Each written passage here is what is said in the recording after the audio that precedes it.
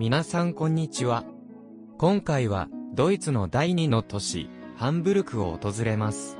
ハンブルクは、エルベ川沿いに位置しており、港町として、多くの運河や橋があることで知られています。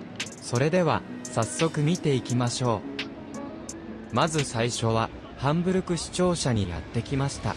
この市庁舎は、19世紀後半に建てられた、ネオルネッサンス様式の建物で、その壮麗な建築や内部の装飾が有名です。市庁舎の前には大きな広場があり、多くのイベントや市場が開かれます。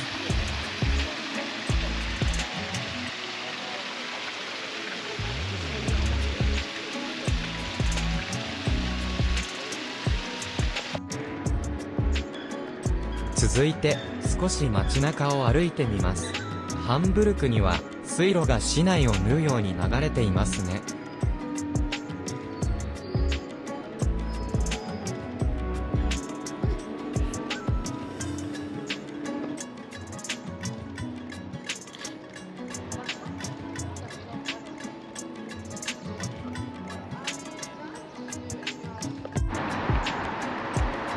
ハンブルクで最も有名なプロテスタントの教会の一つ、聖ミハエル教会に到着しました。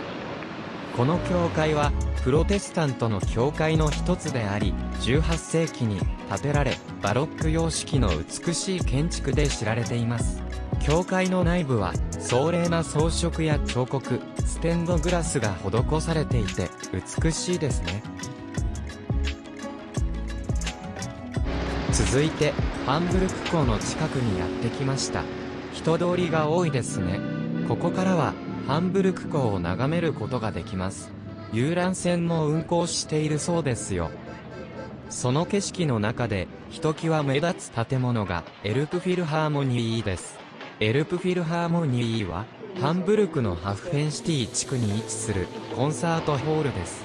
2017年にオープンし、その特徴的な波打つようなガラスのファサードと独特な形状で知られています。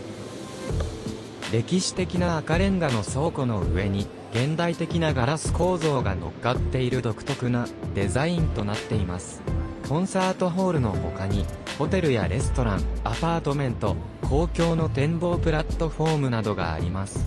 展望プラットフォームの入場は無料ですが、チケットを取得する必要があります。このプラットフォームからは、市内や港のパノラマビューを楽しむことができます。